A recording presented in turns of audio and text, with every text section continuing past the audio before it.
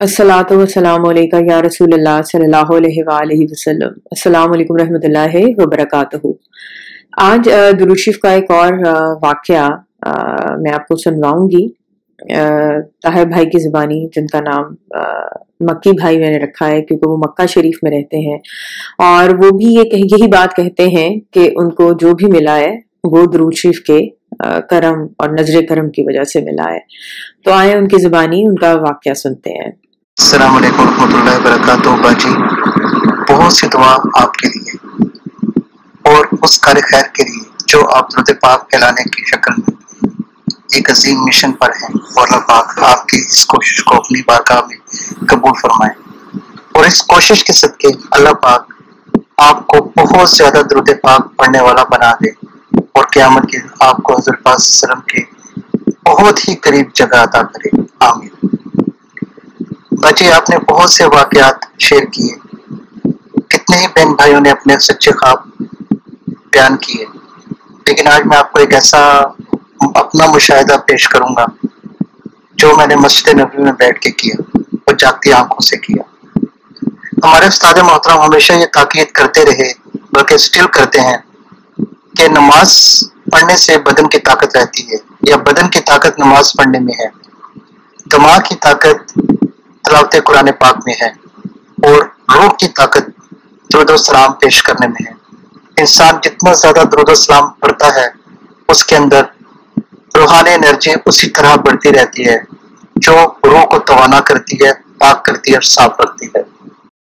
दुरूद सलाम पढ़ने से रोजमर्रा के मामूलात जहाँ संवरते गए, वहाँ वक्त के साथ साथ मैंने ये महसूस किया कि दुरूद पाक पढ़ने से जो आने वाले वाकयात हैं, जो 2 दिन 3 दिन 4 दिन या कुछ महीने के बाद या कुछ हफ्तों के बाद रुनुमा होने वाले होते हैं, उनका इशारा मिलने लग गया, कभी ख्वाब में और कभी जागती आंखों में। और जब वो वाकया रुनुमा हो जाता तो फिर ख्याल आता कि हाँ, ये चीज मैंने महसूस की थी। नमाज जुम्मा की अदायगी के लिए मस्जिद नबी में बैठा हुआ था, तिलावत कुरान करते हुए सूरह कौसर एकदम सामने आ गई। साथ ही ये ख्याल आया कि हौज़े कौसर कैसा होगा, कौन कौन से खुश नसीब वहां से सैराब होंगे, पता नहीं हमें वहां जाने का मौका मिलेगा या नहीं मिलेगा। और साथ ही जहन में ये ख्याल आया कि काश आज नमाज में सूरह कौसर की ही तिलावत सुनने को मिल जाए तो कितना अच्छा हो। बाजी, यकीन जाने जब इमाम साहब ने नमाज पढ़ी तो उसमें पहली रकात में सूरह कौसर की तिलावत की, मुझे बिल्कुल भी पता ना चला कि मैंने कैसे रुकू अदा किए, कैसे सुजूद। सजदे में ख्याल आया कि अल्लाह मियाँ, आपने मेरी ये ख्वाहिश तो पूरी की कि नमाज में आज सूरह कौसर की तिलावत सुनने को मिले, तो काश मेरी ये ख्वाहिश भी पूरी कर दें कि मुझे किसी तरह से हौज़े कौसर का दीदार हो।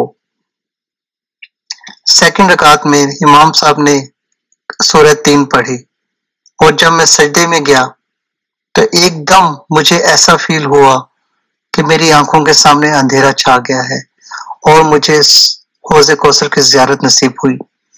और सजदे के अंदर ही मैंने वो कुछ देखा जो शायद मैं अल्फाज में बयान ना कर सकूं। नमाज के बाद मैं काफी देर तक वहीं बैठता रहा और सोचता रहा कि आज अल्लाह पाक ने मुझे 2 मुशाहिदे करवाए। एक तो ये कि जिसका पहले जिक्र किया कि जो भी होने वाले वाकयात होते थे वो मुझे वक्त से पहले ही पता चल जाते थे। दूसरा ये कि नमाज से पहले जो मैंने ख्वाहिश की थी कि इमाम साहब सूरह कौसर की तिलावत करें, और शायद मेरी ये ख्वाहिश पैगाम बन के इमाम साहब के जहन तक गई और उन्होंने तिलावत कुरान में, तिलावत नमाज में सूरह कौसर की तिलावत की। और दूसरा, जो सजदे में मैंने दुआ की, अल्लाह ने दूसरी रकात में ही पूरी कर दी। तो मुझे एकदम वो शेर याद आ गया पीर नसीरुद्दीन नसीर साहब का, कौन समझे कौन जाने कौन समझाए नसीर, कौन समझे कौन जाने कौन समझाए नसीर, आबदो माबूद की जो गुफ्तगू सजदे में है। बाजी, واقعی ہی سجدے میں جو میری گفتگو ہوئی اللہ پاک نے مجھے عطا کیا۔ جزاک اللہ۔ السلام علیکم ورحمۃ اللہ وبرکاتہ۔